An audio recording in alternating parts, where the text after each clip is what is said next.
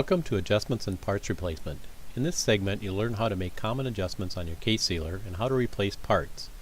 You'll see how to perform the following adjustments common to the three case sealers: the circuit breaker and the box drive conveyor belts.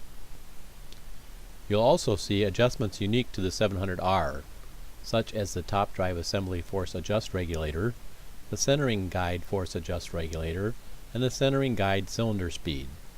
We'll also demonstrate how to make adjustments to reduce the top drive assembly movement. For all case sealers, you'll see how to replace the conveyor roller, the top and bottom conveyor belts, and the top and bottom taping heads. For the 700R, you'll see how to replace the airlines, centering guide valve, the top drive assembly raising valve, the centering guide cylinder, and the top drive raising cylinder. If you need to replace parts, refer to your instructions and parts list to find the part number and order it. Before we begin, ensure that you know and follow the safety precautions. Don't work on the case sealers when the conveyor system is running. Be sure the pneumatic and electrical supplies are off before servicing the case sealers. Identify the knife location on the taping head and keep your hands out of this area except when necessary. You should have the following tools available if you're going to service the case sealer along with this program. For all case sealers, you should have a spring or digital scale, screwdriver, and 7mm and 17mm wrenches. For the 200A case sealer, you should also have a 3mm and a 6mm hex key. For both the 700A and 700R, you should have a 13mm wrench. For the 700R, you should also have a Phillips head screwdriver, 4mm hex key, and 10mm wrench. For most procedures, we'll use the 200A as an example and refer to other models where there are differences. The first procedure is for adjusting the circuit breaker. There are different styles, but the adjustment is similar. Turn off the electrical power and disconnect the power cord. Remove the electrical box cover. Refer to the manual for the set point and adjust the circuit breaker. Next, we'll adjust the box drive conveyor belt. The belt should be adjusted so that the boxes move positively through the machine. Before doing this adjustment, turn off the machine and disconnect the power cord. First, we'll look at the procedure for the bottom drive belt. Use a scale to lift each conveyor belt 1 inch near its midspan. The scale should read approximately 7 pounds. If it doesn't, remove the cover plate. Loosen the drive belt lock nut using a 17mm wrench. Then access the socket head adjusting screw, which is accessible through the front of the machine. Use a 6mm hex key and turn the screw to increase or decrease belt tension as required. Turning the screw clockwise increases tension, while turning it counterclockwise decreases it. Retighten the lock nut and replace the cover. To continue with the 700A and 700R, we'll demonstrate how to adjust the top drive belt. Use the same tension measurement as the bottom belt. Remove the cover plate. Using a 17mm wrench, loosen the idler pulley lock nut.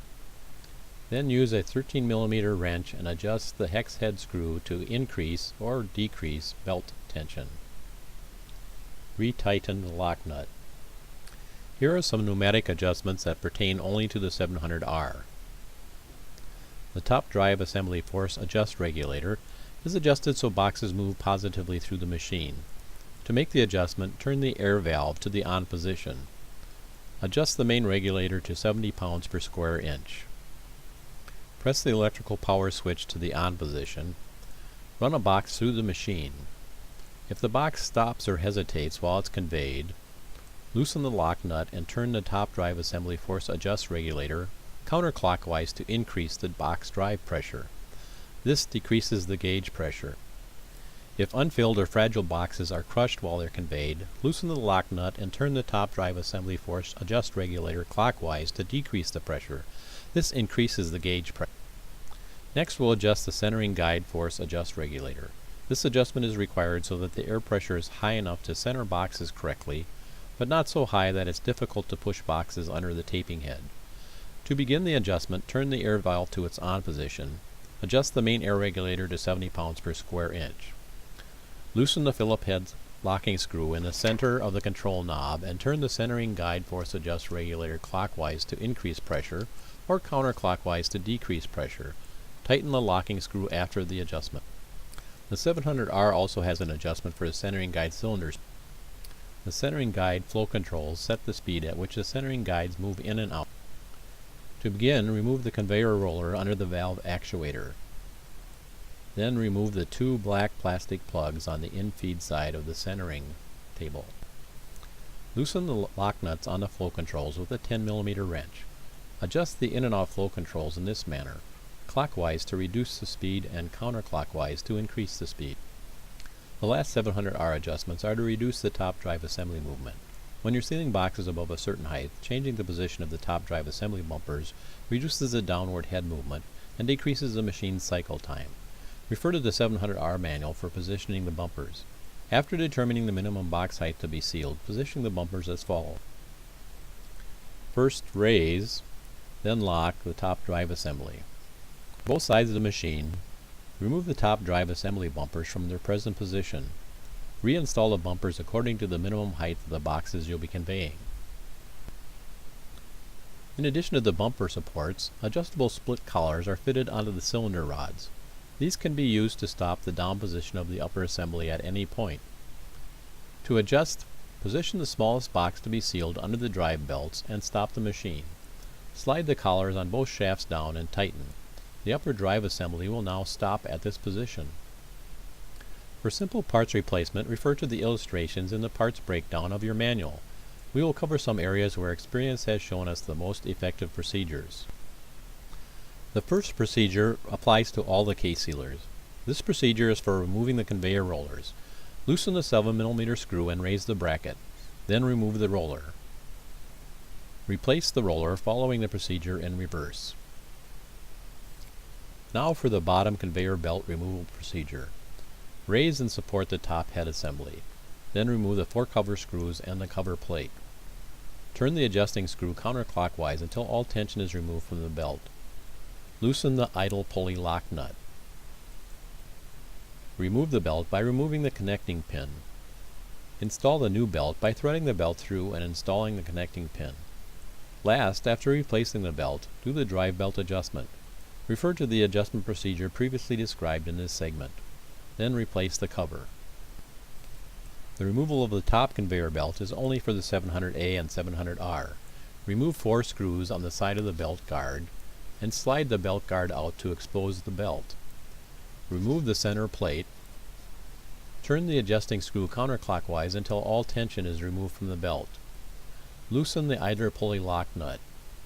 Remove the belt by removing the connecting pin. Install the new belt by threading the belt through and installing the connecting pin. After replacing the belt, do the drive belt adjustment. Refer to the adjustment procedure previously described in this segment. Replace the cover and belt guards. Next, we'll demonstrate how to remove the top taping head. The first procedure is for the 200A only. Turn the crank on the top head assembly clockwise to lower the assembly. Then loosen the knurled screws and pull the taping head back and out. Replace the head by using the reverse procedure. The top taping head removal procedure is for the 700A and 700R. For the 700A, turn the top drive assembly crank and raise it to its highest position. For the 700R, raise and lock the top drive assembly. Rotate the tape head clamp over. Then lift the taping head up and forward, passing it down through the drive assembly. Replace the head by using the reverse procedure. Removal of the bottom taping head requires the following procedures. For the 200A and 700A, raise the top taping head to a high position. For the 700R, raise and lock the top drive assembly. Hold the bottom taping head by the applying and buffing rollers and lift it straight up and out. Replace the taping head using the reverse procedure. Now we'll discuss replacement procedures unique to the 700R. First, the air lines. Disconnect the air. Use a flat edge screwdriver and press the line collet inward. Then pull out on the air line. Reinsert by pushing the air line all the way into the collet and pulling out. To To remove the 700R centering guide valve, raise and lock the top drive assembly. Disconnect the air. Remove the left and right cover plates. Remove the valve actuator plate and remove the air lines. Then remove the 2 screws. Install the new valve using the procedure in reverse. To remove the 700R top drive assembly raising valve, remove the 4 Phillips screws, remove the plate, remove the old valve and replace with the new one using the same procedure as shown on the centering guide valve. The next removal procedure is for the 700R centering guide cylinder. The centering guide cylinder can be removed by removing the conveyor roller under the valve actuator. Then remove the air lines. Remove the air fittings. Loosen the shaft lock nut. Unthread the shaft. Remove the E-ring and slide the bearing from the shaft to remove the cylinder. Then install the cylinder using the reverse procedure. The last 700R removal procedure is for the top drive assembly raising cylinder. Raise and lock the top drive assembly. Then turn off and disconnect the main air supply. Remove the lock ring and bumper assembly. Remove the stop bumper. Remove the air line. Remove the air fitting. Then remove the E-ring and shaft. Lift out the cylinder. Replace the raising cylinder using this procedure in reverse. We've just shown you how to make some adjustments on your case sealer and how to replace some parts. Other adjustments and parts replacement procedures can be determined by referring to the maintenance and illustrated parts sections in your manual. This concludes the adjustment and parts replacement segment.